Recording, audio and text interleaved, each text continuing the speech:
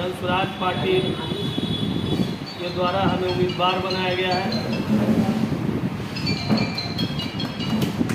इसलिए हम समझे कि आप लोगों को इसकी सूचना दे दी जाए।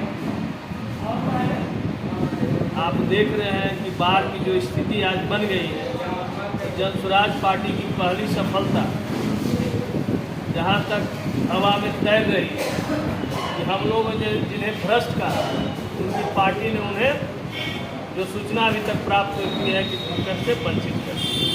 ये जन स्वराज की पहली सफलता है। दूसरी सफलता जो जन स्वराज के लिए चुनाव में हम लोग कूद रहे हैं, वो इस भ्रष्टाचार को जड़ से उखाड़ फेंकना है।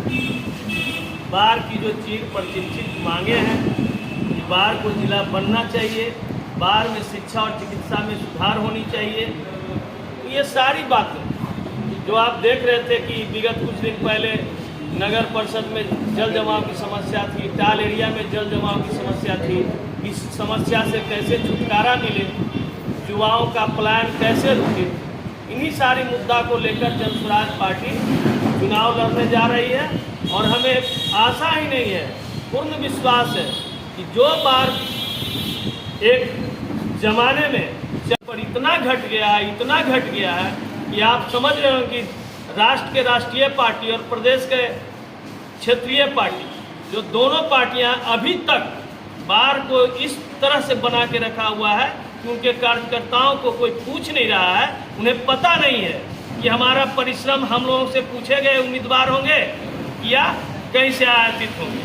तो जन स्वराज पार्टी ने पहले भी कहा था कि स्थानीय स्तर पर जन स्वराज अच्छे लोगों का चुनाव करती है। हम पता नहीं हमें अच्छा समझा गया नहीं समझा गया, लेकिन हम बाढ़ के स्थानीय व्यक्ति हैं और स्थानीय की जो मांग बाढ़ की वर्षों से रही वो भी जन स्वराज ने पूरा किया है। ये सारी जो परिस्थितियां बन रही है, तो ऐसा प्रतीत हो रहा है कि जन स्वराज की हवा बाढ़ में बहेगी और बाढ़ का मान सम्मान पुनः वापस आएगा, जो आज़ादी के वर्षों के बाद हुआ करता था। अब इन्हीं शब्दों के साथ मैं तमाम बाढ़ के जनता को, आप तमाम पत्रकार बंधुओं को नमस्कार करते हुए अपनी वाणी को आज के लिए विराम देता हूं। अगर आप लोग कुछ पूछना चाहें तो आप